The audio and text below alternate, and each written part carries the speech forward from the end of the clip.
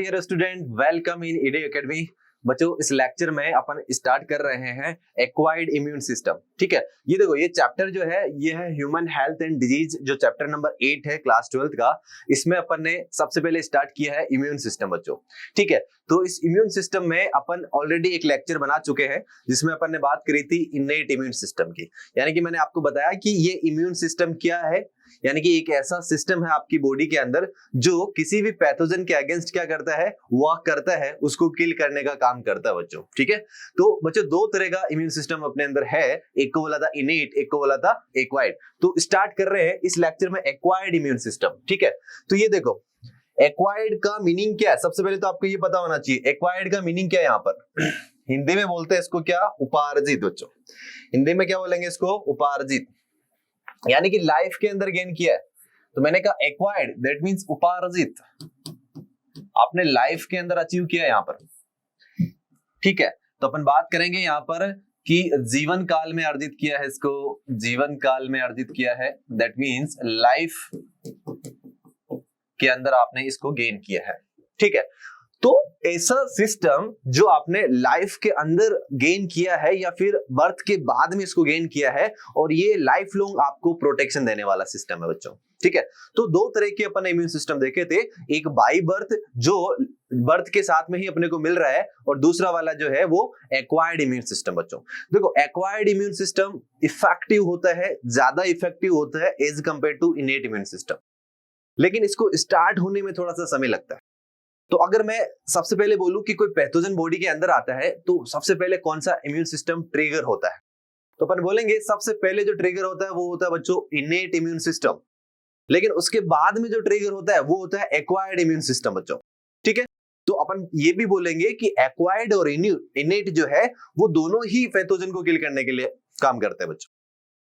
ठीक है, इनेट को अपन ने नॉन स्पेसिफिक बोला था और इसको अपन बोलते हैं स्पेसिफिक बोलते हैं। क्यों बोलते हैं वो सारी चीजें अपन यहाँ पर देख रहे हैं। देखो, इसकी फीचर पहले अपन जान ले रहे हैं बच्चों। देखो, इसको अपन स्पेसिफिक इम्यून सिस्टम बोला। क्या बोला अपन ने इसको, स्पेसिफिक इम्यून सिस्टम।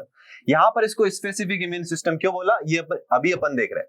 तो इससे पहले अपन इसकी फीचर्स जान ले रहे हैं। इसकी फीचर्स क्या है बच्चों, तो मैंने बोला ये एंटीजन स्पेसिफिक होता है। एंटीजन स्पेसिफिक यानी कि एक पर्टिकुलर एंटीजन, मैंने यहां पर बोला है पर्टिकुलर एंटीजन, पर्टिकुलर एंटीजन के अगेंस्ट क्या होने वाला है, एक पर्टिकुलर क्या बनने वाला है, वहां पर एंटीबॉडी बनेगा। तो पर्टिकुलर एंटीजन के अगेंस्ट क्या होने वाली है, इसके अगेंस्ट एंटीबॉडी बनने वाली है, एंटीबॉडी।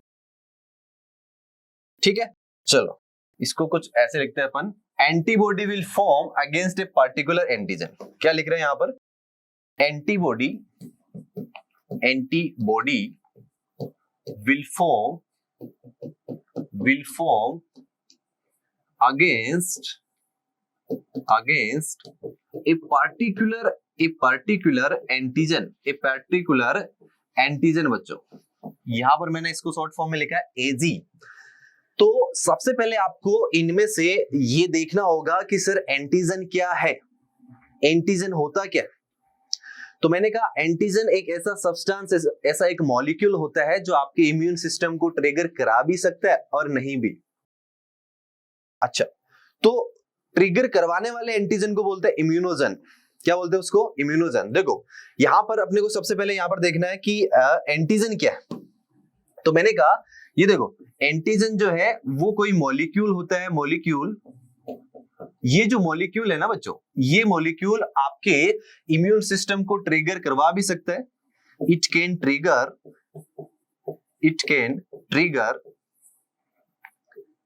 टू इम्यून सिस्टम बच्चों। ठीक है, यहां पर अपने लिखा ये इम्यून सिस्टम को ट्रिगर करवा भी सकता है और नहीं भी। ठीक है, तो मैंने बोला ये ट्रिगर करवा भी सकता है और नहीं भी। ऐसा क्यों, ये देखो, तो मैंने कहा अगर ये ट्रिगर करवाता है तो इसको बोलेंगे इम्यूनोजन। क्या बोलेंगे इसको, इम्यूनोजन। यानी कि ऐसा मॉलिक्यूल जो आपके इम्यून सिस्टम को क्या करवा दे, ट्रिगर करवा दे, उसको बोलते हैं इम्यूनोजन।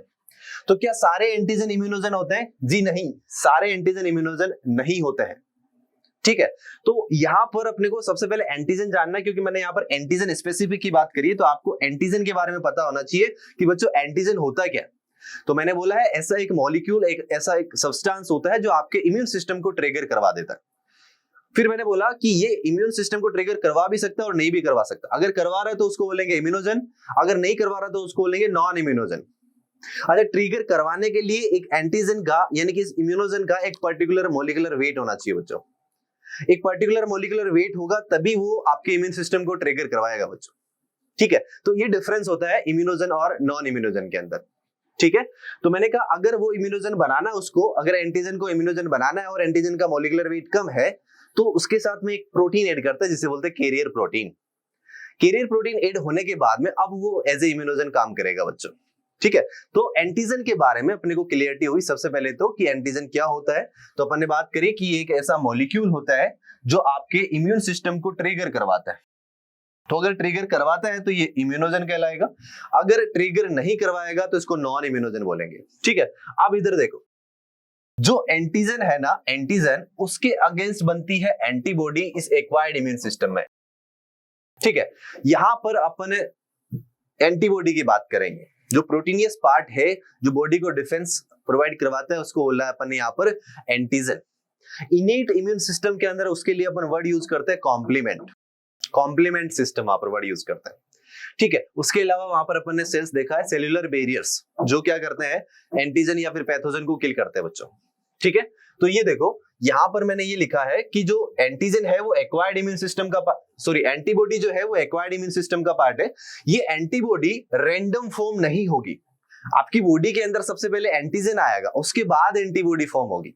ऐसा क्यों सर, अपन पहले भी तो एंटीबॉडी बना के रख सकते हैं। मैंने बोला ना ये एंटीजन स्पेसिफिक होती है, एंटीजन स्पेसिफिक होती है। अगर आप पहले ही एंटीबॉडी बना लोगे तो हो सकता है आने वाला एंटीजन कुछ डिफरेंट टाइप का हो, जिसकी स्पेसिफिसिटी मैच ही नहीं कर रही हो, जिनकी स्ट्रक्चर एनालॉग नहीं मिल रहा हो, या फिर ऐसा बोल सकते हैं स्ट्रक्चर उनकी मैच ही नहीं कर रही हो। इसलिए बॉडी में आपके सबसे पहले आता है एंटीजन, उसके बाद में बनती है बच्चों एंटीबॉडी। ये आपको क्लियर होना चाहिए। ठीक है, अब इसके बाद में मैंने बोला है डाइवर्सिटी।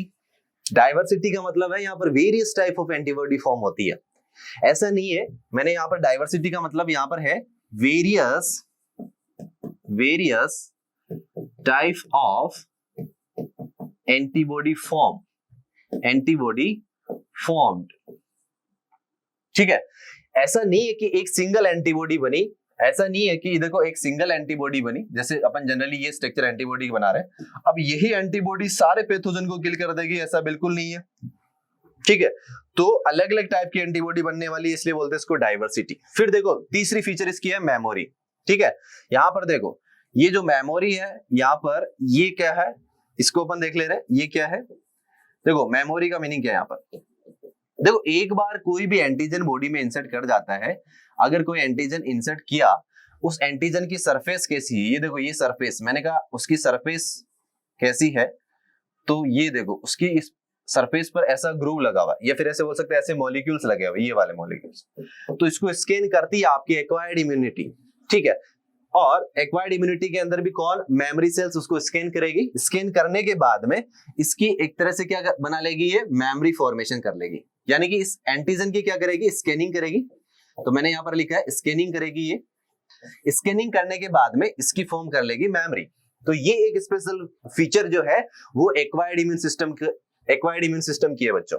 इसके बाद में देखो फोर्थ फीचर जो है वो है self and non self discrimination. अपने और पराये में फर्क समझती है। ठीक है, कि अपनी बॉडी का पार्ट कौन सा है, अपनी बॉडी की सेल्स कौन सी है, या फिर अपनी बॉडी के सेल्स है या फिर नहीं है, इनके बीच में इनको डिस्क्रिमिनेशन करना आता है बहुत अच्छे से। तो ये बहुत ही अच्छी पावर है इनके पास में। लेकिन कभी कभी ये डिस्क्रिमिनेशन फेल हो जाता है बच्चों, जिसकी वजह से डिजीज होती है, जिसे बोलते हैं अपन ऑटो इम्यून डिसऑर्डर। तो इसका मीनिंग क्या है, fourth self and non self discrimination का मीनिंग क्या है कि बॉडी की जितनी भी सेल्स हैं, खुद की जो सेल्स है उनको ये अच्छे से पहचानती है, उनके अगेंस्ट कभी भी वर्क नहीं करेगी।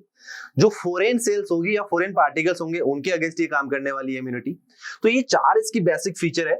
एंटीजन स्पेसिफिक होती है, डाइवर्सिटी इसके अंदर होती है, मेमोरी ये फॉर्म करती है, self and non self discrimination इसके अंदर होता है बच्चों।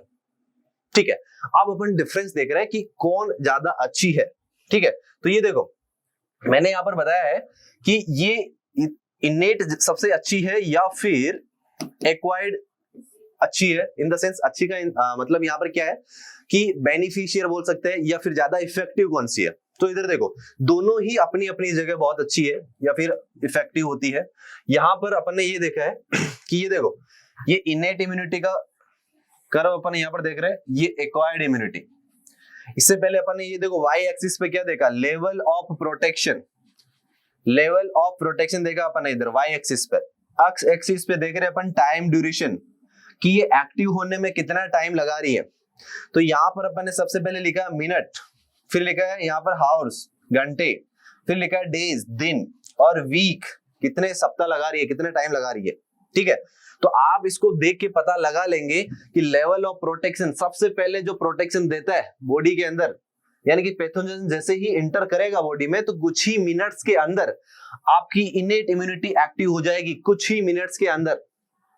और जो सबसे पहला जो बैरियर आएगा यहाँ पर वो आएगा बच्चों फिजिकल बैरियर। फिजिकल बैरियर यहाँ पर कौन बनाता है जल्दी बताओ? स्किन बनाता है बच्चों। फिजिकल बैरियर कौन बनाता है? स्किन। स्किन को अपन फर्स्ट लाइन ऑफ डिफेंस भी बोलते हैं, first line of defence, first line of defence भी बोलते हैं बच्चों किसको? स्किन को। तो ये देखो सबसे पहले अपन ने देखा फिजिकल बैरियर जो बहुत जल्दी क्या हो रहा है यहाँ पर प्रोटेक्शन प्रोवाइड करवा रहा है। इसके बाद में आप देखोगे कि सेल्यूलर बैरियर आ जाएगा, इसके बाद में सेल्यूलर बैरियर आ जाएगा जो कुछ घंटों तक यहाँ पर वर्क करेगा, इवन कुछ डेज तक भी करेगा। तो ये देखो ये कर्व जो सबसे पहले अपन ने देखा ना, ये है बच्चों फिजिकल बैरियर। और फिजिकल बैरियर में अपन ने एक तो स्किन पढ़ते हैं, एक यहाँ पर पढ़ते हैं म्यूकस।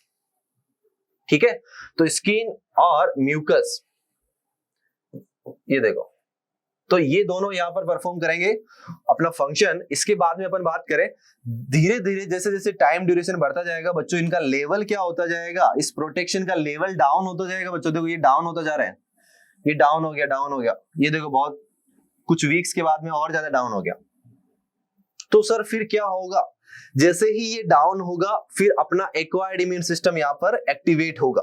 तो सर एक्टिवेट कब होगा, उसको कितना टाइम लगा? तो मैंने बोला उसको कुछ घंटे या फिर कुछ डेज लग सकते हैं यहाँ पर, है ना। तो यहाँ पर अपन ने कुछ डेज, यानी कि जैसे ही पैथोजन आएगा उसके कुछ टाइम बाद में यहाँ पर ये जो एक्टिवेट होने जा रहा है ना, ये एक्टिवेट हो रहा है बच्चों। देखो ये हो रहा है एक्वायर्ड इम्यून सिस्टम। ठीक है, तो अपन बात करेंगे ये फास्ट, ये स्लो होता है। यहाँ पर अपन बात करेंगे ये स्लो एक्टिवेट होता है।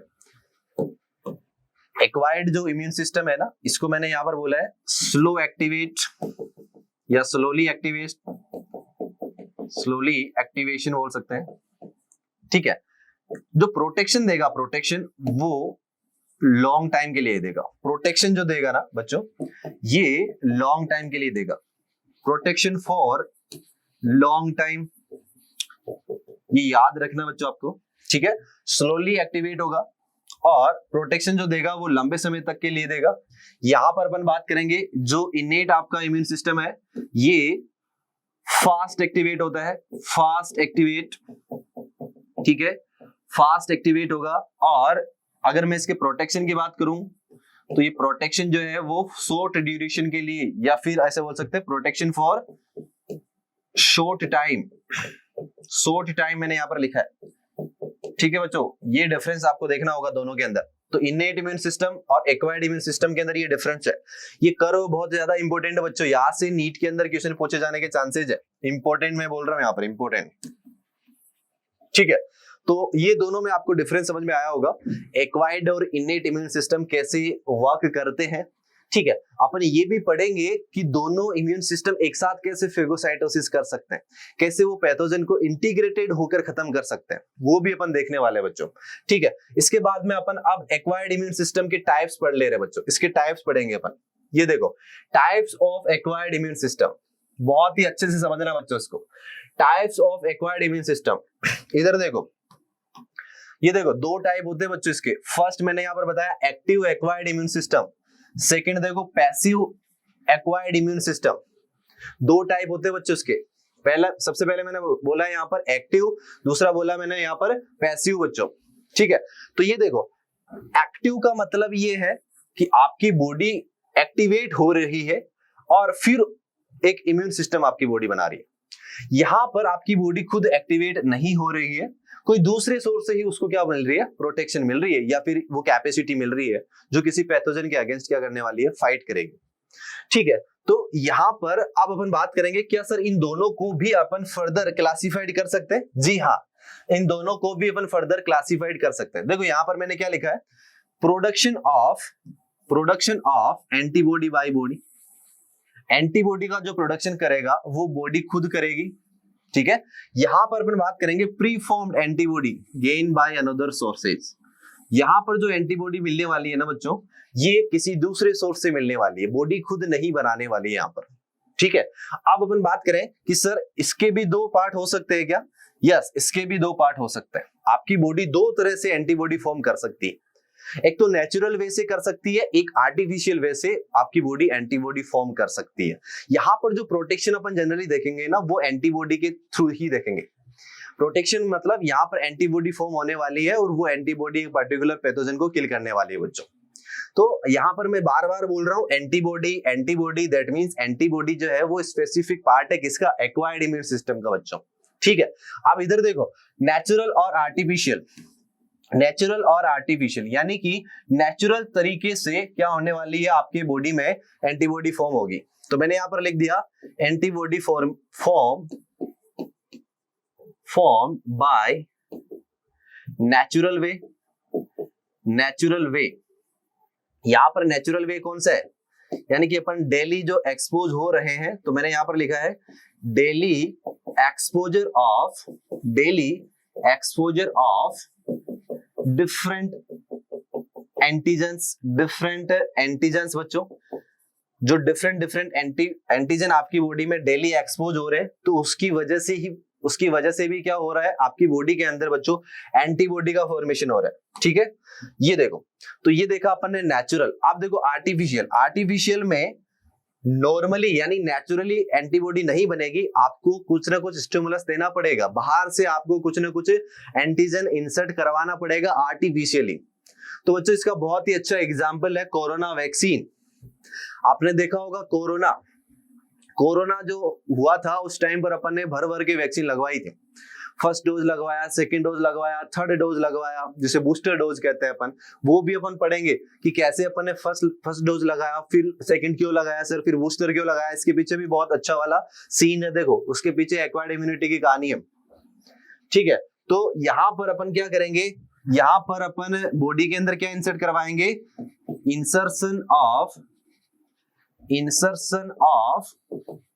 एंटीजन बाय इंजेक्शन के थ्रू अपन क्या करवा रहे हैं, उसके अंदर एंटीजन दे रहे हैं। ठीक है, तो ये एंटीजन जब चला गया, आर्टिफिशियली एंटीजन जब अपन ने दिया है इसके अंदर, तो वो एंटीबॉडी फॉर्म करवा लेगा, यानी कि बॉडी खुद एंटीबॉडी फॉर्म कर रही है। तो इससे क्या होगी, एंटीबॉडी फॉर्मेशन होगी बॉडी में। क्या होने वाला है, इससे एंटीबॉडी फॉर्मेशन होगा बच्चों, एंटीबॉडी का फॉर्मेशन होने वाला है इससे। ठीक है, चलिए अब अपन आ जाते हैं पैसिव एक्वायर्ड इम्यून सिस्टम। यहां पर अपन ने बोला है कि प्री फॉर्म्ड एंटीबॉडी बाहर से मिलेगी, बॉडी के बाहर से किसी भी सोर्स से अपन ले सकते हैं उसको। तो ये भी दो तरीके, नेचुरल और आर्टिफिशियल। नेचुरली अपने को मिल रही है एंटीबॉडी, तो उसको बोला अपन ने natural way of passive acquired immune system. ठीक है, वी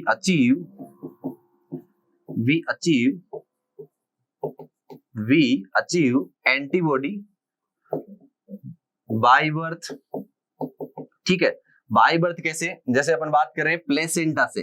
आपको पता होगा प्लेसेंटा, जो मदर और फीटस के बीच में जो प्लेसेंटा बनता है, उससे भी एंटीबॉडी मिलती है किसको, फीटस को। तो वो जो प्लेसेंटा के थ्रू एंटीबॉडी मिलती है उसको बोलते हैं बच्चों IgG।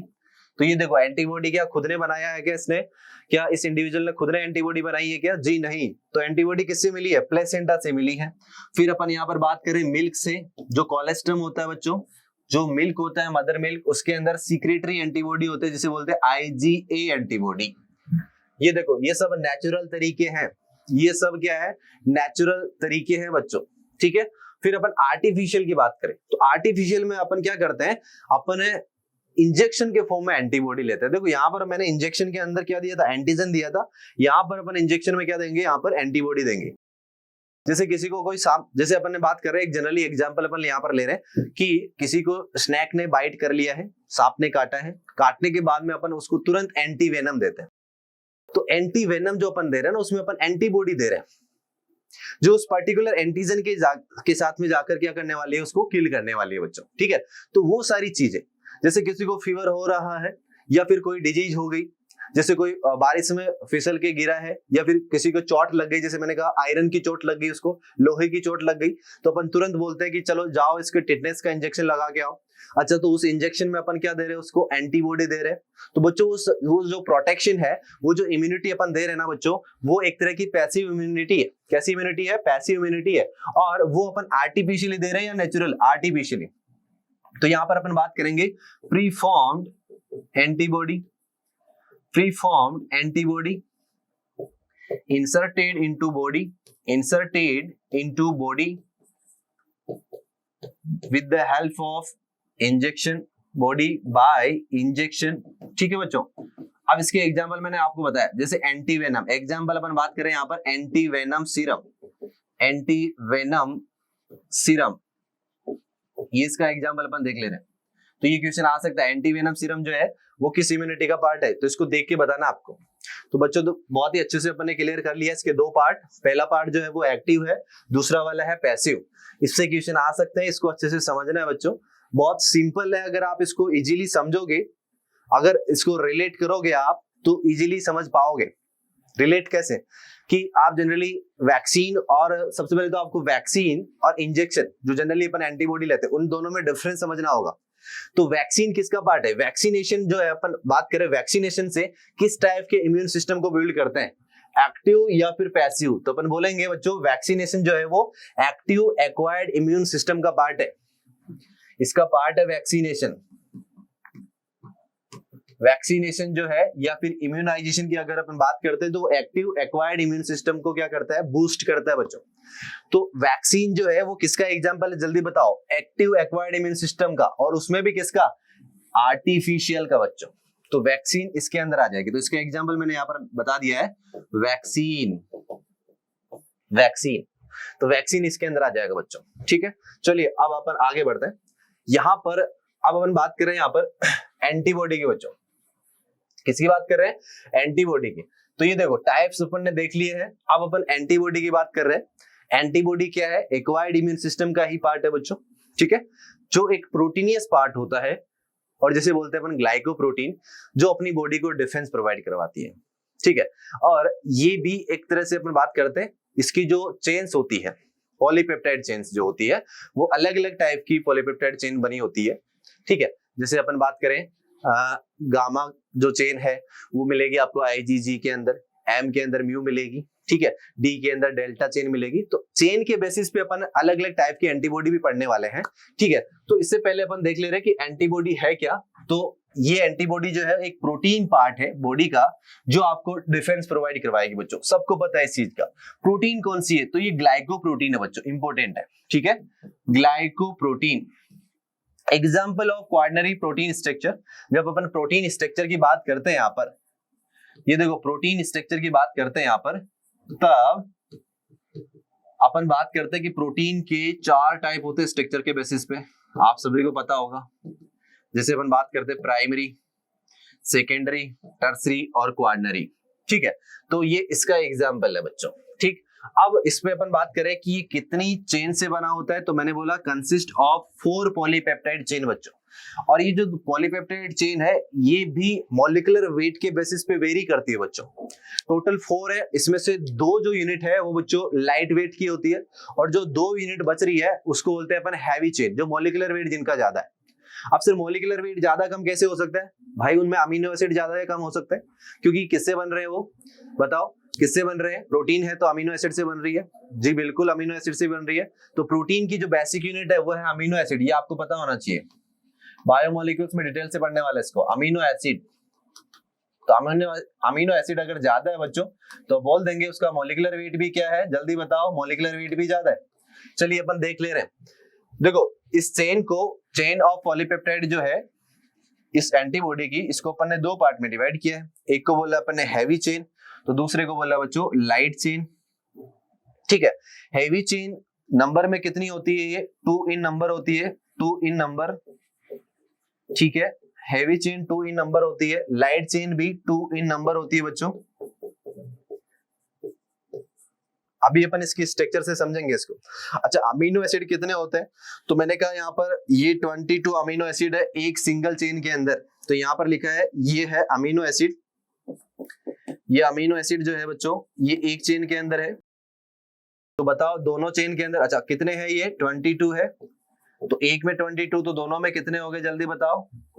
440 हो गए क्या? जी हाँ, 440 हो गए इसके अंदर। इसमें बताओ, इसके अंदर ये 110 अमीनो एसिड है लाइट के अंदर। ठीक है, तो ये देखो यहाँ पर अपन ने बात कर रहे हैं एक के अंदर ये 110 क्या है? यहाँ पर अमीनो एसिड है बच्चों, अमीनो एसिड। ठीक है, यहाँ पर देखो क्या इसमें एक सिंगल चेन के अंदर 110 अमीनो एसिड है क्या? जी हाँ। अगर 2 से मल्टीप्लाई करेंगे तो कितना हो गया? 220। तो बताओ पूरी एंटीबॉडी कितने अमीनो एसिड से मिलकर बनी हुई? आप इनको प्लस कर देंगे। अगर मैं टोटल की बात करूं तो आप टोटल कर देंगे, टोटल अमीनो एसिड की अगर अपन बात करेंगे तो आप बता देंगे कि सर 440 प्लस 220 कितने अमीनो एसिड हो गए? जल्दी बता दो कितने हो गए? 660 अमीनो एसिड से ये एंटीबॉडी बनी हुई है। अब ये अपन ने देखा एंटीबॉडी, बच्चों इसकी स्ट्रक्चर देख ले रहे हैं, फिर इसका क्लासिफिकेशन देखेंगे कि एंटीबॉडी कितने टाइप्स की होती है। बहुत ही इंपॉर्टेंट सेगमेंट है बच्चों ये।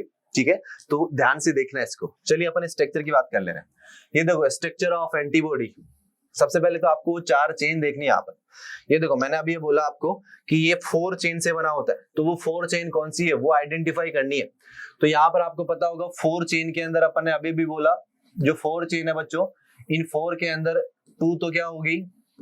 2 तो यहाँ पर लाइट होगी बच्चों, ध्यान रखना है। और 2 यहाँ पर हैवी होने वाली है। हैवी क्यों है? मॉलिक्यूलर वेट की वजह से बच्चों, ये लाइट चेन है। तो इस स्ट्रक्चर में देख के बताओगे लाइट कौन सी है, हैवी कौन सी है, और फिर इनके बीच में बॉन्डिंग कौन सी हो रही है, कैसे ये एक स्ट्रक्चर बना पा रहे हैं। ठीक है, तो देखो यहाँ पर ऐसी स्ट्रक्चर होती है, वाई शेप स्ट्रक्चर होती है बच्चों एंटीबॉडी। स्ट्रक्चर की अगर मैं बात करूं तो कैसी होती है जल्दी बताओ? स्ट्रक्चर होती है वाई शेप, वाई शेप। ठीक है, ये देखो अब आपको देख के पता लगाना है कि इसके अंदर जो 4 चेन की बात करी थी अपन ने, 4 पॉलीपेप्टाइड चेन की बात करी थी, वो कौन कौन सी है। देखो यहाँ पर आपको ये स्काई कलर जो दिख रहा है, ये जो चेन आपको दिख रही है बच्चों, ये है लाइट चेन। इसको बोला अपन ने, सॉरी हैवी चेन। क्या बोला इसको? Heavy chain. ये है बच्चों हैवी चेन।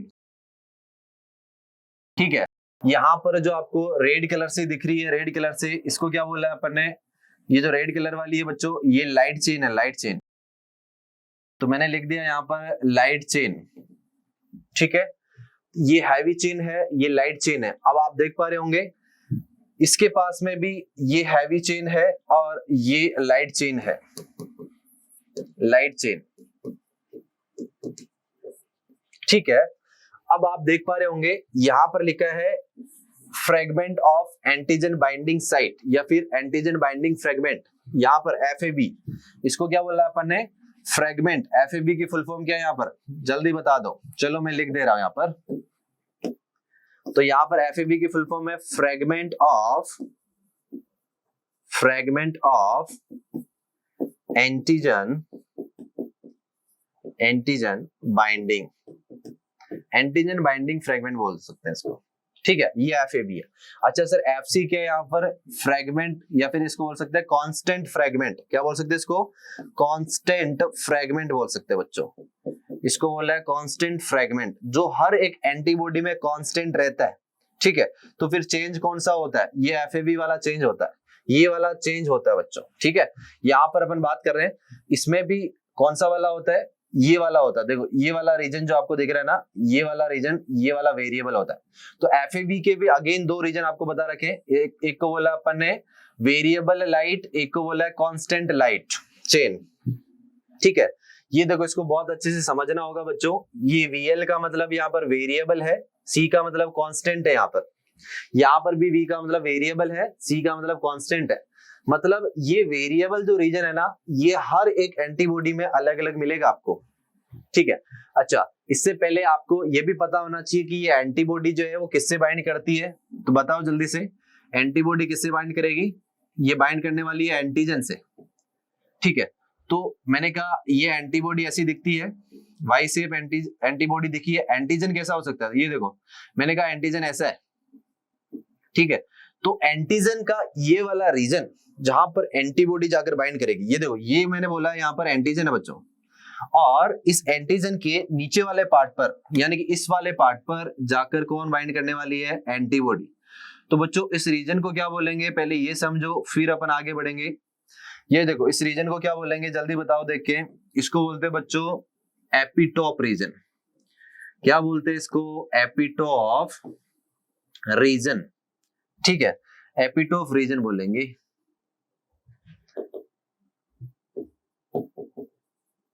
Epitope region. तो जो रीजन एंटीबॉडी का होगा, जो एपिटोप से जाकर बाइंड करेगा, इस रीजन को बोलते हैं अपन पेराटोप। देखो, इस रीजन को अपन बोलेंगे, ये देखो, ये पेराटोप, ये वाला रीजन जो जाकर इससे बाइंड करेगा। तो मैंने कहा इसको बोला है अपन ने पेराटोप। ये लो, यहां पर इसको बोल दिया पेराटोप। ये आपको क्लियर होना चाहिए, एपिटोप क्या होता है और पेराटोप क्या होता है, ठीक है। तो ये देखो, एपिटोप जो है वो एंटीजन की सरफेस को बोला अपन ने, जहां पर एंटीबॉडी जाकर बाइंड करेगी, और पेराटोप बोला अपन ने एंटीबॉडी के उस पार्ट को जहां पर जाकर एंटीजन से बाइंड करेगी। अब इसमें देखते हैं अपन, इसमें एपिटोप पेराटोप कौन सा है? तो इसमें एपिटोप कैसे हो सकता है? इसमें तो पेराटोप होगा। क्या होगा इसमें? पेराटोप, क्योंकि एंटीजन के पास में होता है एपिटोप। तो फिर पेराटोप किसके पास में होगा? जल्दी बताओ। एंटीबॉडी के पास में होगा बच्चों, ठीक है। एक बार ध्यान से देख लो बच्चों इस स्ट्रक्चर को, अपन इसको अच्छे से देखने जा रहे हैं। पहली बात तो अपन एपिटोप और पेराटोप को क्लियर करेंगे बाद में, पहले अपन इस स्ट्रक्चर को क्लियर कर ले रहे हैं। अभी आपको इतना पता होना चाहिए कि एपिटोप जो है वो एंटीजन पे होता है, पेराटोप जो है वो एंटीबॉडी पे होता है, ठीक है। चलो, दो चीजें क्लियर हुई। अब इस स्ट्रक्चर को कंटिन्यू करते हैं बच्चों। ये देखो, यहाँ पर ये वाली जो चेन है ना, इसको बोला है अपन ने हैवी चेन, और इस वाली को बोला है लाइट चेन। इधर भी देखो, इस वाली चेन को बोला है हैवी चेन, और इस वाली चेन को बोला है अपन ने लाइट चेन, ठीक है। अब आप देख पा रहे होंगे, जो लाइट चेन है और हैवी चेन है, ये आपस में एक बॉन्ड से बंधी हुई है, यानी कि इस बॉन्ड को बोलते हैं अपन डाइसल्फाइड बॉन्ड। यहाँ पर जो बॉन्ड होता है ना बच्चों, ये डाइसल्फाइड बॉन्ड है, ठीक है। तो ये एंटीबॉडी से डाइसल्फाइड बॉन्ड से बंधी हुई है या फिर अटैच होती है। दो पॉलीपेप्टाइड चेन आपस में डाइसल्फाइड बॉन्ड से अटैच है। देखो, यहाँ पर डाइसल्फाइड अपन ने देखा, ये भी डाइसल्फाइड है। यहाँ पर भी आप देख पा रहे होंगे, यहाँ पर ये जो डाइसल्फाइड बॉन्ड है ना बच्चों, ये किसके बीच में है? ये है लाइट और हैवी के बीच में। ये वाला जो बॉन्ड आप देख पा रहे हैं, इस बॉन्ड को बोला है अपने डाइसल्फाइड बॉन्ड। चलो मैं लिख दे रहा हूं इसको, डाइसल्फाइड बॉन्ड, डाइसल्फाइड बॉन्ड, ठीक है। ये डाइसल्फाइड बॉन्ड आपको दिखा। तो ये जो डाइसल्फाइड बॉन्ड है ना बच्चों, एक लाइट के और हैवी के बीच में, फिर आप देखेंगे इसके अंदर भी लाइट और हैवी के बीच में डाइसल्फाइड बॉन्ड है। फिर आप देख पा रहे होंगे यहाँ पर ये दो हैवी चेन के बीच में भी क्या है? यहाँ पर डाइसल्फाइड बॉन्ड है बच्चों, ये देखो। तो पॉलीपेप्टाइड चेन आपस में अटैच कैसे होगी? तो अपन बोलेंगे कि वो अटैच जो हो रही है वो डाइसल्फाइड बॉन्ड की वजह से हो रही है। एक कंप्लीट एंटीबॉडी में नंबर ऑफ डाइसल्फाइड बॉन्ड कितने होता है? नंबर ऑफ डीबी, डीबी बोले तो डाइसल्फाइड बॉन्ड, बताओ 16 होते हैं बच्चों। Very very important, number of disulphide bond कितने होंगे? 16 डाइसल्फाइड बॉन्ड होंगे। चलो जी, ये इतना पता लगा हमें। अब मैं ये भी पता लगा कि ये FAB क्या है, FC क्या है, ये भी पता लग गया सर, ठीक है। अब हमें ये बताओ कि ये CH1 आपने लिखा, ये CH2, CH3, ये क्या है? ये बच्चों छोटे छोटे पार्ट्स है, छोटे छोटे पार्ट्स हैं किसके? पॉलीपेप्टाइड चेन के। ये भी बॉन्ड से देखो यहाँ पर बंधे हुए हैं, आपको ये दिख रहा होगा, ये देखो, ये वाला रीजन, ठीक है। अब अपन बात करेंगे कि सर ये पॉलीपेप्टाइड चेन है, ये पॉलीपेप्टाइड चेन है, तो ये किससे बनी होगी? प्रोटीन से बनी होगी। तो बच्चों एक बार आपको ये समझना होगा कि जब प्रोटीन बनती है तो वो प्रोटीन अमीनो एसिड से बनती है, ये भी आपको पता होगा। और प्रोटीन बनती कहाँ है? एक सेल के साइटोप्लाज्म के अंदर बनती है, राइबोसोम के अंदर, ठीक है। अगर आपने मॉलिक्यूलर बेसिस ऑफ इनहेरिटेंस अच्छे से क्लियर किया है तो आपने जरूर समझा होगा वहां पर कि पॉलीपेप्टाइड चेन बनती हुई जाती है राइबोसोम से, और फिर वो बाहर निकलकर फोल्डेड होती जाती है बच्चों, ठीक है। तो वहां से अपन इसको समझने की कोशिश करेंगे। मैं यहाँ पर बोलना चाह रहा हूँ कि यहाँ पर देखो, यहाँ पर लिखा है NH3 पॉजिटिव, NH3 पॉजिटिव, यहाँ पर लिखा है COO नेगेटिव, COO नेगेटिव। ये कहां से आया सर? ये कहां से आया, ये समझना है अपने को, ठीक है। देखो जल्दी से अमीनो एसिड की स्ट्रक्चर देखनी होगी सबसे पहले तो आपको।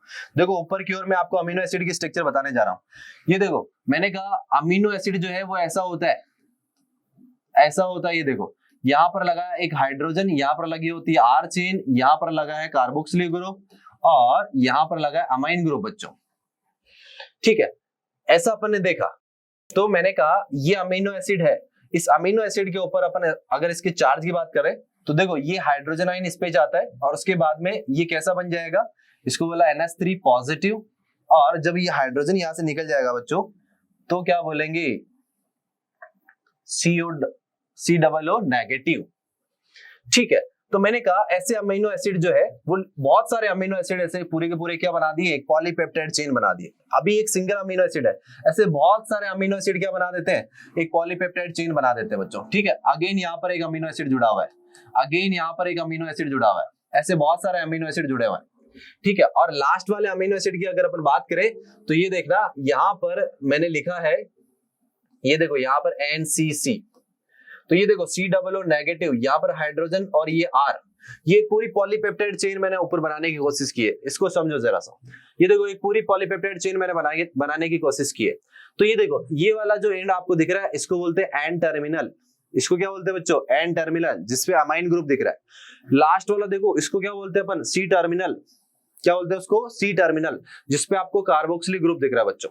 तो जब ये एंटीबॉडी बनती है तो पॉलीपेप्टाइड चेन से बनती है। तो इसमें आपने देखा होगा, इसको अगर मैं यहाँ पर चिपकाने की कोशिश करूं तो ये देखो ऐसी बनी हुई है, यानी कि ये एन टर्मिनल इसका ऊपर की ओर आ गया और ये C टर्मिनल जो है बच्चों ये नीचे की ओर आ गया। ऐसा ही अरेंजमेंट चारों पॉलीपेप्टाइड चेन में देखने को मिलेगा, यानी कि ऊपर की ओर आपको मिलेगा एन टर्मिनल। इसको क्या बोला अपन ने, जल्दी बताओ, इसको बोलते हैं बच्चों N terminal of polypeptide chain. इसको क्या बोलेंगे, C टर्मिनल, इसको बोलते हैं अपन C terminal of polypeptide chain. तो यहाँ पर कितने एन टर्मिनल दिख रहे हैं, यहाँ पर देखो एंटीजन बाइंडिंग साइट को अपन बोलते हैं पेराटोप, इसको क्या बोलते हैं अपन, पेराटोप बोलते हैं बच्चों। अच्छे से क्लियर करेंगे इस स्ट्रक्चर को। तो यहाँ पर एक एंटीजन, एक एंटीबॉडी पर कितने पेराटोप दिख रहे हैं, देखो एक तो ये वाला, एक ये वाला, ये भी क्या है, पेराटोप है, ये भी क्या है यहाँ पर, पेराटोप। तो एक एंटीबॉडी पर दो पेराटोप दिख रहे सर। जहां पर आकर कौन ऐड होगा, जहां पर कौन ऐड होगा, यहां पर आकर, यहां पर एंटीजन आकर ऐड होगा बच्चों, यहां पर भी एंटीजन आकर ऐड होगा, ठीक है। ये देखो दैट मीन्स ये पेराटोप जो है ना बच्चों, ये हर एक एंटीबॉडी में डिफरेंट होता है। क्या बोला मैंने, एक बार फिर से इसको जानो, मैंने बोला हर एक एंटीबॉडी का ये वाला रीजन, कौन सा वाला, पेराटोप, ये अलग होता है, डिफरेंट होता है। तो क्या सर ए एंटीबॉडी जो बन रही है या डी एंटीबॉडी या फिर जी की बात कर लेते हैं, एम की बात कर लेते हैं, क्या उनके पेराटोप सिमिलर होंगे, जी बिल्कुल नहीं होंगे सिमिलर। तो सर सिमिलरिटी किसमें होगी, उनके इन कांस्टेंट रीजन में सिमिलरिटी मिल सकती है, एफसी जिसे बोला। तो सर ये भी सिमिलर हो सकता है, देखो ये वाला रीजन भी सिमिलर हो सकता है, लेकिन ये वाला रीजन जो कभी भी सिमिलर नहीं हो सकता बच्चों, ये वाला रीजन कभी भी सिमिलर नहीं होगा। इसीलिए तो इसको बोलते हैं वेरिएबल रीजन।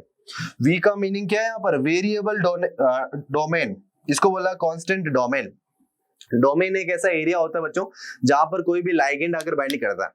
तो प्रोटीन, इस एंटीबॉडी में डोमेन कौन है, पेराटोप, जहां पर आकर लाइगेंड कौन है, यहाँ पर एंटीजन लाइगेंड है।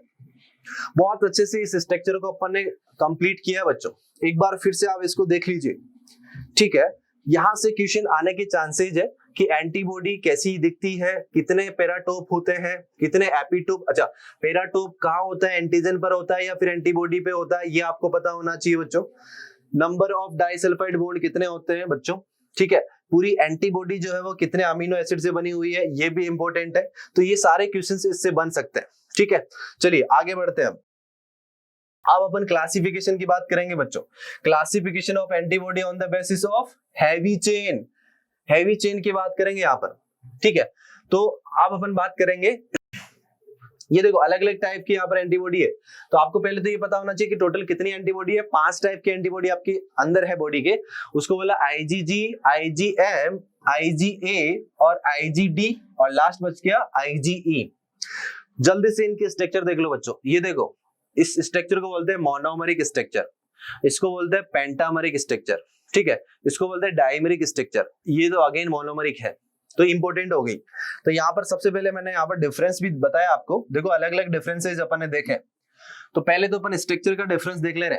ये जो एंटीबॉडी है इसको क्या बोला, IgG है, इसको IgG बोला है, इसको M बोला है बच्चों, इसको A बोला है, ये D है, ये E है, ठीक है। अब देखो स्ट्रक्चर देख लो जल्दी से, IgG एंटीबॉडी की स्ट्रक्चर कैसी है, जल्दी देखो। ये है मोनोमरिक, यानी कि ओनली इसके अंदर Y मिलेगा, Y ओनली Y मिलेगा बच्चों इसके अंदर, ठीक है। तो ये है मोनोमरिक बच्चों। अब आप इसको देखोगे तो ये पेंटामरिक है। अच्छा मोनोमरिक है तो इस पे एपिटोप कितने हो गए, ये देखो ये वाला रीजन एपिटोप है बच्चों, तो इसमें एपिटोप कितने हो गए, एपिटोप जल्दी बताओ, इसके एपिटोप कितने हो गए, 2 एपिटोप हो गए बच्चों। मोनोमरिक एंटीबॉडी में 2 एपिटोप होते हैं बच्चों, ठीक है। आगे बढ़ो आगे, M IgM, M के अंदर पेंटामरिक स्ट्रक्चर है ना, यानी कि ये Y शेप कितनी मिलेगी, 5 Y शेप मिलेगी, 1 2 3 4 5, और ये आपस में अटैच है डाइसल्फाइड बॉन्ड से, ठीक है। और ये देखो ये यहाँ पर हिंज बना हुआ है, इसको बोला J चेन, प्रोटीन का हिंज है यहाँ पर, ठीक है। तो ये स्ट्रक्चर जो है वो पेंटामरिक स्ट्रक्चर है, इंपॉर्टेंट है। क्वेश्चन ये आ सकता है कि पेंटामरिक एंटीबॉडी कौन सी होती है, तो आपको देख के पता लग जाएगा। यहाँ पर M IgM को अपन ने पेंटामरिक बोला बच्चों। तो आप खुद मुझे बताएंगे कि अगर मोनोमरिक के ऊपर, मोनोमरिक एंटीबॉडी के ऊपर 2 एपिटोप रीजन होते हैं, तो बताइए पेंटामरिक एंटीबॉडी के ऊपर कितने एपिटोप रीजन होंगे, जल्दी बताओ देख के। 10 हो जाएंगे इसके अंदर, ये लो इसमें कितने हो जाएंगे 10, मल्टीप्लाई कर दो डायरेक्ट 2 से। ये देखो इधर यहाँ पर अपने IgA एंटीबॉडी को सिक्रेटरी एंटीबॉडी भी बोलते हैं बच्चों, ठीक है। तो इसको अपन ने सिक्रेटरी एंटीबॉडी भी बोला है। ये देखो यहाँ पर देखो ये सिक्रेटरी प्रोटीन भी लगी हुई है, ये वाली सिक्रेटरी प्रोटीन लगी हुई है, और ये वो हिंज है जो इन दोनों एंटीबॉडी को बाइंड करवा रहा है बच्चों, जिसे बोला J चेन। तो बताओ इसके पास में एपिटोप कितने हो गए, जल्दी देख के बताओ एपिटोप कितने हो गए, 2, देखो 2 into 2 कितने हो गए जल्दी बताओ, 4 हो गए इसके अंदर। तो 4 एपिटोप इसके पास में मिलेंगे, इसके पास में 2 ही मिलेंगे, इसके पास में भी 2 ही मिलेंगे। क्यों मिलेंगे, क्योंकि ये मोनोमर होती है दोनों। तो अब आपको याद रखना है कि IgA एंटीबॉडी बच्चों डाइमेरिक फॉर्म में होती है, IgM एंटीबॉडी जो है वो पेंटामेरिक फॉर्म में होती है बच्चों, ठीक है। तो रिमेनिंग जो भी बच गई है बच्चों वो मोनोमेरिक फॉर्म में होती है। चलिए आगे बढ़ते हैं, परसेंटेज लेवल बताओ इनका। मैक्सिमम जो आपकी बॉडी में एंटीबॉडी मिलेगी उसे बोला IgG एंटीबॉडी, जो 80% है। उसके बाद में अपन बात करेंगे, उसके बाद में नंबर आता है IgA एंटीबॉडी का, जो 10 से 15% है। उसके बाद में नंबर लगता है IgM का, जो 5 से 10% है बच्चों। उसके बाद में अपन बात करते हैं IgD की, 0.2%। फिर IgE बहुत ही कम अमाउंट के अंदर मिलेगी, ठीक है। लोकेशन देखो जल्दी से, ये ब्लड, लिम्फ और इंटेस्टाइन के अंदर मिलेगी। IgG लोकेशन बहुत इंपॉर्टेंट है। ये IgM जो है वो B सेल की सरफेस में भी मिलेगी, ठीक है, लेकिन मोनोमर के फॉर्म में मिलेगी, बहुत इंपॉर्टेंट है ये वाली चीज पढ़ना। ब्लड में मिलेगी, लिम्फ में, B सेल की सरफेस में भी मिलेगी, बट मोनोमरिक फॉर्म में। लोकेशन इंपॉर्टेंट है, मैं पहले ही बता दे रहा हूं आपको, लोकेशन इंपॉर्टेंट है। इस चार्ट से क्वेश्चन आने के बहुत ज्यादा चांसेस है बच्चों, ठीक है। चलो आगे बढ़ते हैं। IgA को अपन सिक्रेटरी एंटीबॉडी बोलते हैं, तो इसमें बोला ये सिक्रेशंस है, टीयर्स में, सलाइवा, म्यूकस, इंटेस्टाइन, मिल्क, इन सब में ये एंटीबॉडी मिलेगी। इसके अलावा ब्लड और लिम्फ में भी ये वाली एंटीबॉडी मिलेगी बच्चों, ठीक है, क्लियर। चलो नेक्स्ट देखते हैं IgD, B सेल सरफेस पे मिलेगी, यानी कि B सेल जो होती है ना, बी सेल बोले तो बी लिम्फोसाइट्स, इसके ऊपर मिलेगी आपको ये वाली एंटीबॉडी। कौन सी वाली, IgD, ठीक है, याद रखना आपको। इसके बाद में देखो IgE एंटीबॉडी जो है वो मास्ट सेल और बेसोफिल सेल से बाउंडेड होती है बच्चों, जो पूरी बॉडी के अंदर आपको मिलेगी और ब्लड के अंदर भी मिलेगी, बहुत ज्यादा इंपॉर्टेंट है। IgE जो एंटीबॉडी है वो एलर्जी रिएक्शन में इन्वॉल्व होती है, तो इसको अपन बात करते हैं एलर्जी रिएक्शन के अंदर इन्वॉल्व होती है। आप सभी को पता होगा IgE एंटीबॉडी जो है वो रेस्पॉन्सिबल है किसके लिए, एलर्जी रिएक्शन के लिए, ठीक है बच्चों। अब मॉलिक्यूलर वेट की बात कर लेते हैं। इनके मॉलिक्यूलर वेट को देखो आप, यहाँ पर मॉलिक्यूलर वेट डाल्टन के अंदर है बच्चों, डाल्टन, ठीक है। यूनिट जो है इसकी डाल्टन है, आप खुद देखेंगे 1,50,000, यहाँ पर आप देखेंगे 9,70,000। तो सबसे ज्यादा जो मॉलिक्यूलर वेट है वो किसका है, IgM का है, देखने से भी पता लग रहा है। सिंपल फिनोमेना है सर, पेंटामरिक है तो ऑफ कोर्स अमीनो एसिड ज्यादा होंगे, अमीनो एसिड ज्यादा होंगे दैट मींस मॉलिक्यूलर वेट भी ज्यादा होगा, तो मैक्सिमम मॉलिक्यूलर वेट किसका होगा जल्दी बताओ, IgM का होगा बच्चों। ठीक है, नेक्स्ट आगे बढ़ो। फिर अपन बात करते हैं यहाँ पर, ये देखो यहाँ पर अपन बात करने वाले हैं 4,05,000 किसका है, IgA का। 1,75,000 किसका है जल्दी बताओ, IgD का। फिर 1,90,000 किसका है, IgE का। तो मॉलिक्यूलर वेट भी इंपॉर्टेंट है इनका। Half life in serum 23 days, 5 days, 6 days, 3 days, 2 days, ये भी इंपॉर्टेंट है। ठीक है, कॉम्प्लीमेंट फिक्सेशन होता है क्या, जी हाँ कॉम्प्लीमेंट फिक्सेशन होता है, इसमें भी होता है, इसमें नहीं होता, नहीं होता, नहीं होता। प्लेसेंटल ट्रांसफर होती है क्या, होती है सर, IgG प्लेसेंटा से ट्रांसफर होती है, ये नहीं होती, ये भी नहीं होती, ये भी नहीं होती, ये भी नहीं होती। ठीक है, तो ओनली IgG एंटीबॉडी है जो प्लेसेंटा से ट्रांसफर होती है। अब इनके फंक्शन देखो, ये फेगोसाइटोसिस को इनहांस करती है बच्चों, IgG जो है वो फेगोसाइटोसिस को इनहांस करेंगी। ठीक है, और जो भी टॉक्सिक मटेरियल वायरसेस वगैरह होंगे उनको न्यूट्रलाइज करने का काम करेगी ये। ठीक है, तो अपन बोलेंगे IgG एंटीबॉडी जो है वो न्यूबॉर्न बेबी को क्या करती है, न्यूबॉर्न बेबी को क्या करती है जल्दी बताओ, प्रोटेक्ट करती है। चलो इसके बाद में अपन बात करें IgM की, तो ये इफेक्टिव होती है माइक्रोब्स के, या अपन ऐसे बोलेंगे specially effective against microorganism and agglutinations agglutinating antigen first antibody produced in response of infection या फिर produced in response in infection। ठीक है, चलिए आगे देखो, IgA लोकेलाइज, देखो यहां पर देखो, localise protection on mucosal surface, ये फंक्शन आपको याद करना है। इसके बाद में अपन बात करेंगे IgD का। तो IgD जो बच्चों है इसका आपको पता होगा, जो रिसेप्टर है वो कहां पर है सॉरी, IgD का जो रिसेप्टर है वो है बी सेल पर, अभी अपन ने देखा ये वाला। ठीक है, तो ये भी क्या करेगी, इन्फेक्शन के अंदर जो भी इन्फेक्शन होंगे उनके अंदर इम्यून रेस्पॉन्स शो करेगी। IgE मैंने आपको पहले ही बता दिया है, एलर्जी रिएक्शन के अंदर इन्वॉल्व होती है बच्चों। ठीक है, तो ये पांचों टाइप की एंटीबॉडी, इनमें स्ट्रक्चर इंपॉर्टेंट है तो अपन ने स्ट्रक्चर देख लिया, इनका परसेंटेज इंपॉर्टेंट है अपन ने वो भी देख लिया, लोकेशन बहुत इंपॉर्टेंट है वो भी अपन ने देख लिया, मॉलिक्यूलर वेट इंपॉर्टेंट है वो भी अपन ने देख लिया, फंक्शन वगैरह प्लेसेंटल ट्रांसफर होती है कि नहीं होती है, सारी चीजें अपन ने डील करी है बच्चों। तो इस पूरे चार्ट को, इस पूरी समरी को, इस पूरे के पूरे चार्ट को आप क्या कर लेंगे, अच्छे से इसको रिवाइज कर लेंगे। हो सके तो आप इसको नोट्स में बना भी सकते हैं, अपने कॉपी नोट्स में इसको लिख भी सकते हैं, बहुत ज्यादा इंपॉर्टेंट है बच्चों। ठीक है, चलिए आगे बढ़ते हैं। बहुत ही इंपॉर्टेंट फिनोमेना, बहुत ही इंपॉर्टेंट फिनोमेना जो बहुत सारे बच्चों के कंफ्यूजिंग रहती है, ये वाली चीज बहुत सारे बच्चों को कंफ्यूज करती है बच्चों। ठीक है, कि सर ये फेगोसाइटोसिस क्या है, कौन सी सेल जाती है, मैक्रोफेज जाती है या फिर मैक्रोफेज क्या है यहाँ पर। ठीक है, तो क्या मैक्रोफेज ही किसी पैथोजन को खत्म कर देगी, क्या किसी दूसरी सेल्स की रिक्वायरमेंट नहीं पड़ेगी क्या, तो बहुत सारे डाउट्स यहाँ पर क्लियर हो जाएंगे बच्चों। इसी स्लाइड्स पे अपन बहुत सारे डाउट्स को क्लियर कर देंगे एक साथ। तो अपन ने इनेट के अंदर भी फेगोसाइटोसिस प्रोसेस पढ़ी थी और यहाँ पर भी अपन फेगोसाइटोसिस प्रोसेस पढ़ रहे हैं, जो इंटीग्रेटेड फेगोसाइटोसिस है। इंटीग्रेटेड सिस्टम चलता है बॉडी के अंदर। क्या इनेट इम्यून सिस्टम अकेला फेगोसाइटोसिस में इन्वॉल्व होता है, जी नहीं, एक्वायर्ड भी उसमें इन्वॉल्व होता है। तो मैंने कहा एक्वायर्ड और इनेट दोनों मिलकर क्या करेंगे, फाइनली किसी पैथोजन को किल करने वाले बच्चों। तो ध्यान से देखो, पहले इसको अच्छे से समझो यहाँ पर। तो अपन ने सबसे पहले बोला यहाँ पर कि सबसे पहले जो है वो वर्क करता है फिजिकल बैरियर, उसके बाद में अपन बात करते हैं सेल्यूलर बैरियर। तो फिजिकल और सेल्यूलर रेस्पॉन्स ये दोनों ही इनेट इम्यूनिटी के पार्ट है। ये दोनों ही किसके पार्ट है जल्दी बताओ, इनेट इम्यूनिटी के पार्ट है। तो मैंने बोल दिया ये इनेट इम्यूनिटी आ गई। सबसे पहले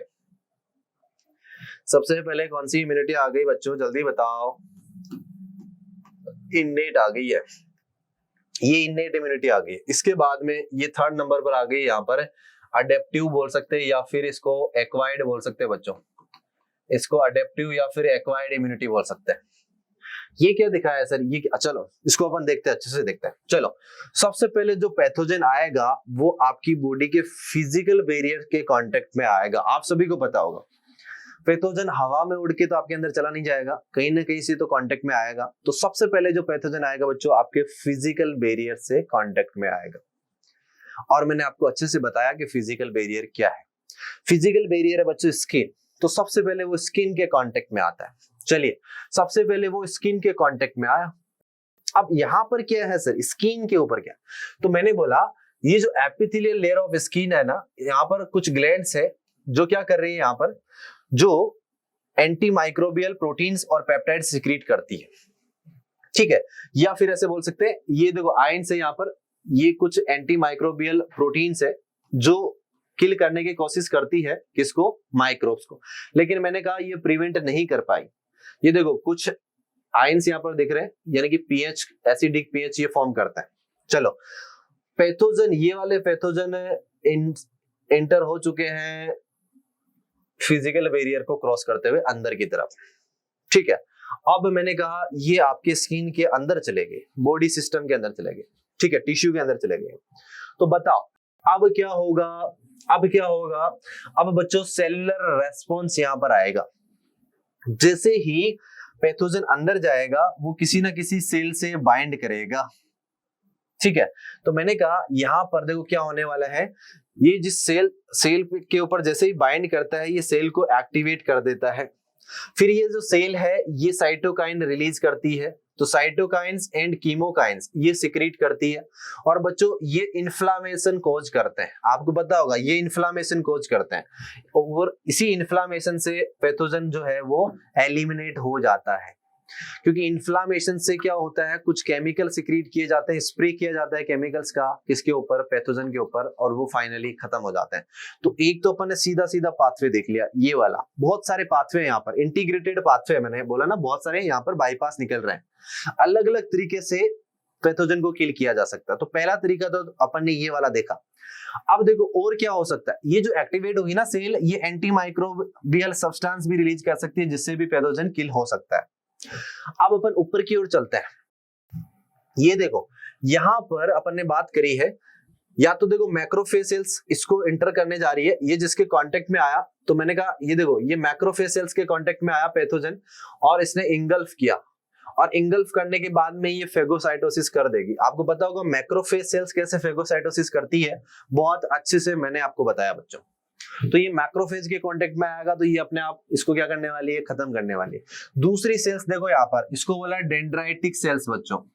डेंड्राइटिक सेल्स का दूसरा नाम ये यहाँ पर है एपीसी सेल्स बच्चों। एपीसी, एपीसी क्या है यहाँ पर, एंटीजन प्रेजेंटिंग सेल्स बोलते हैं बच्चों। डेंड्राइटिक सेल्स को क्या बोलते हैं बच्चों, एपीसी सेल्स बोलते हैं, यानी कि antigen presenting cell. Antigen presenting cell, क्या ये एंटीजन को प्रेजेंट कर देगी? जी हाँ, ये एंटीजन को प्रेजेंट कर देगी। किसको प्रेजेंट करेगी? ये करेगी टी सेल को प्रेजेंट करेगी, टी सेल को प्रेजेंट कर देगी कि ये लॉजिक कुछ ना कुछ आ गया अपनी बॉडी के अंदर और इसको निपटा दो जल्दी से। तो डेंड्राइटिक सेल्स कैसे उसको प्रेजेंट कर रही है, तो वो कुछ अपने ऊपर मॉलिक्यूल्स ऐड करती है बच्चों, जिसे बोलते हैं एमएचसी मॉलिक्यूल्स। ये डेंड्राइटिक सेल्स यहाँ पर अपने ऊपर मॉलिक्यूल्स लगाएगी, जिसे बोलते हैं अपन एमएचसी मॉलिक्यूल्स। क्या बोलते हैं जल्दी बताओ? एमएचसी मॉलिक्यूल्स बोलते हैं। एमएचसी मॉलिक्यूल्स कितने टाइप के होते हैं? दो टाइप के एमएचसी मॉलिक्यूल्स होते हैं। तो मैंने यहाँ पर बोला एमएचसी फर्स्ट जो होता है टीसी सेल के लिए, टीसी बोले तो टी साइटोटॉक्सिक के लिए, और एक होता है एमएचसी सेकेंड जो होता है किसके लिए, टीएच सेल के लिए। टीएच सेल कौन है यहाँ पर? टी हेल्पर सेल है, ये याद रखना। ये डेंड्राइटिक सेल अपने ऊपर यहाँ पर चिपका रही है। फिर पता लगता है किसको? टी सेल को। तो ये टी सेल एंटीबॉडीज ये क्या बना रखा है यहाँ पर? सर ये क्या लोचा है यहाँ पर, ये समझो जल्दी से। ये स्प्लीन की स्ट्रक्चर है बच्चों। किसकी स्ट्रक्चर है? स्प्लीन की स्ट्रक्चर है। और आपको पता होगा स्प्लीन जो है वो सेकेंडरी लिम्फोइड ऑर्गन है, अच्छे से पता होगा आपको, ठीक है। नहीं पता तो आप जान लो, जो स्प्लीन जो है बच्चों वो सेकेंडरी लिम्फोइड ऑर्गन है। यानी कि एक्वायर्ड इम्यून सिस्टम के अंदर जो अपन बात करते हैं लिम्फोसाइट की, यहाँ पर जो टी लिम्फोसाइट और बी लिम्फोसाइट, ये समझो पहले। लिम्फोसाइट क्या होता है? तो देखो दो तरह का लिम्फोसाइट है यहाँ पर, टी लिम्फोसाइट और बी लिम्फोसाइट। ये देखो इधर लिख दे रहा हूं मैं। लिम्फोसाइट जो है वो रोल प्ले करता है किसके अंदर? एक्वायर्ड इम्यूनिटी के अंदर। दो तरह का लिम्फोसाइट है यहाँ पर, टी लिम्फोसाइट और बी लिम्फोसाइट। टी लिम्फोसाइट में क्या क्या आ जाता है? सेल्स आ जाती है जैसे टी हेल्पर, टी साइटोटॉक्सिक या टी किलर, टी सप्रेशर और टी मेमोरी भी आ जाती है। बी लिम्फोसाइट में क्या आ जाता है, यहाँ पर प्लाज्मा सेल आ जाता है बच्चों, प्लाज्मा सेल, ठीक है। इसके बाद में मेमोरी सेल्स, तो मेमोरी सेल्स आ गई यहाँ पर, मेमोरी सेल्स, ये सब इसके अंदर आते हैं। प्लाज्मा सेल्स जो है वो एंटीबॉडी फॉर्म करती है बच्चों, ये आपको पता रखना होगा। और ये जो लिम्फोसाइट है ये जनरली आपको मिलेंगे सेकेंडरी लिम्फोइड ऑर्गन में, ठीक है। तो सेकेंडरी लिम्फोइड ऑर्गन के अंदर क्या होने वाली है, धुलाई होने वाली है किसकी, मैक्रोफेज की। अब अपन देखते हैं कैसे धुलाई हो रही है उसकी। ये इधर देखो, अब इधर देखो, ये है स्प्लीन। अब स्प्लीन के अंदर ये जा रहा सिग्नल जो टी सेल को रेस्पॉन्ड कर रहा है। अब टी सेल क्या करवाएगी, बी सेल को एक्टिवेट करेगी। ये बी सेल को एक्टिवेट करती है, किसको एक्टिवेट करती है, टी सेल बी सेल को एक्टिवेट करती है। और बी सेल जो है वो एंटीबॉडी फॉर्म करेगी। बी सेल क्या फॉर्म करेगी, जल्दी बताओ, एंटीबॉडी फॉर्म करेगी। और ये एंटीबॉडी फाइनली क्या कर देगी, पैथोजन की धुलाई कर देगी, यानी कि पैथोजन की टाई फिश कर देने वाली है। यहाँ पर देखो बहुत अच्छे से अपन ने दिखाया, ठीक है। तो ये पाथवे है, इंटीग्रेटेड पाथवे ऑफ एक्वायर्ड और इनेट इम्यून सिस्टम। देखो यहाँ पर इनेट ने हेल्प किया, एक्वायर्ड को ट्रिगर करवाया, एक्वायर्ड ने एंटीबॉडी बनाई और एंटीबॉडी ने फाइनली किलिंग कर दी किसकी, पैथोजन की। दूसरा क्या रास्ता है इसके अंदर, एक और रास्ता है। दूसरा क्या, दो तो रास्ते अपन ने देख लिए, 1 2 3, 3 रास्ते देख लिए। चौथा रास्ता देखो इधर, जो भी सेल को इन्फेक्ट करता है ये पैथोजन, उस सेल को किल कर देती है नेचुरल किलर सेल। कौन किल कर देती है, नेचुरल किलर सेल बच्चों। तो उस पैथोजन को ही और उस पूरी सेल को ही खत्म कर देती है नेचुरल किलर सेल, ठीक है। तो मैंने लास्ट लेक्चर में आपको नेचुरल किलर सेल के बारे में भी बताया था कि वो कैसे एक पैथोजन को किल कर सकती है बच्चों। तो बहुत ही प्यारा सेगमेंट है ये, और बहुत ही अच्छी मैकेनिज्म अपन ने देखी है कि कैसे इनेट और एक्वायर्ड एक साथ मिलकर इसके अंदर पैथोजन की किलिंग करते हैं बच्चों। आई होप ये वाला सेगमेंट आपको पूरा समझ में आया होगा बच्चों, ठीक है। एक बार फटाक से इसको फिर से देख लो। ये देखो सबसे पहले आता है फिजिकल बैरियर। फिजिकल बैरियर अगर खत्म कर देता तो ठीक है, अदरवाइज वो अंदर की ओर इंटर कर जाएगा। अंदर की ओर इंटर करते ही सेलुलर रेस्पॉन्स एक्टिवेट हो जाएगा जल्दी से। सेलुलर रेस्पॉन्स अगर खुद खत्म कर देता है, यहाँ पर अगर मैक्रोफेज ने खुद खत्म कर दी तो वेल एंड गुड, बहुत अच्छी बात है। अगर वो नहीं कर पा रही तो फिर जाएगा ये डेंड्राइटिक सेल्स के पास में। तो मैंने कहा ये देखो खुद खत्म कर दिया, ठीक है। दूसरा रास्ता क्या है, डेंड्राइटिक सेल्स के पास में। डेंड्राइटिक सेल्स खुद जा रही है पैथोजन के पास में, और इसको बोलते हैं एंटीजन प्रेजेंटिंग सेल, जो एंटीजन को प्रेजेंट कर देगी, किसको, टी सेल को प्रेजेंट कर देगी। कैसे प्रेजेंट करेगी, अपने ऊपर कुछ मॉलिक्यूल्स ऐड करेगी, जिसे बोलते हैं बच्चों एमएससी मॉलिक्यूल्स। अगर टी हेल्पर सेल को एक्टिवेट कराना है तो एमएससी मॉलिक्यूल सेकंड लगाएंगे, अगर टीसी सेल को एक्टिवेट कराना है तो अपन एमएससी मॉलिक्यूल फर्स्ट लगाएंगे बच्चों। ये मॉलिक्यूल्स हेल्प कराएंगे टी सेल को रिकॉग्नाइजेशन में। टी सेल जैसे ही एक्टिवेट होती है वो एक्टिवेट कराएगी खुद को, देखो पहले तो खुद की क्लोनिंग करवाती है, साथ ही साथ वो बी सेल को एक्टिवेट कराएगी। अब बी सेल के अंदर जो प्लाज्मा सेल है बच्चों वो एंटीबॉडी बनाएगी। अब ये एंटीबॉडी फाइनली किल कर देगी पैथोजन को, ठीक है ना बच्चों। अच्छे से समझ में आया ना आपको। एक बार फिर से आप इसको पढ़ लेंगे, वीडियो को फिर से आप बैक जाके देख लेंगे, पूरा सिस्टम आपको समझ में आ जाएगा बच्चों। तो इस लेक्चर में अपन ने एक्वायर्ड इम्यून सिस्टम डील किया बहुत ही अच्छे से, ठीक है। अब अपन बात करेंगे कि जो भी नेक्स्ट लेक्चर होने वाले हैं उसमें अपन वैक्सीनेशन और इम्यूनाइजेशन की बात करने वाले बच्चों। तो इस लेक्चर में अपन ने एक्वायर्ड इम्यून सिस्टम और एंटीबॉडी की स्ट्रक्चर वगैरह सब कुछ कंप्लीट किया, बहुत ही अच्छे से अपन ने कंप्लीट किया बच्चों। अगर ये लेक्चर आपको समझ में आया तो आप अपने दोस्तों तक इसको शेयर कीजिए, अपने चैनल को सब्सक्राइब कर लीजिए ताकि आने वाले सारे वीडियोज की नोटिफिकेशन आप तक पहुंच जाए, और अपने वीडियो को लाइक कीजिए। थैंक यू, बाय बच्चों।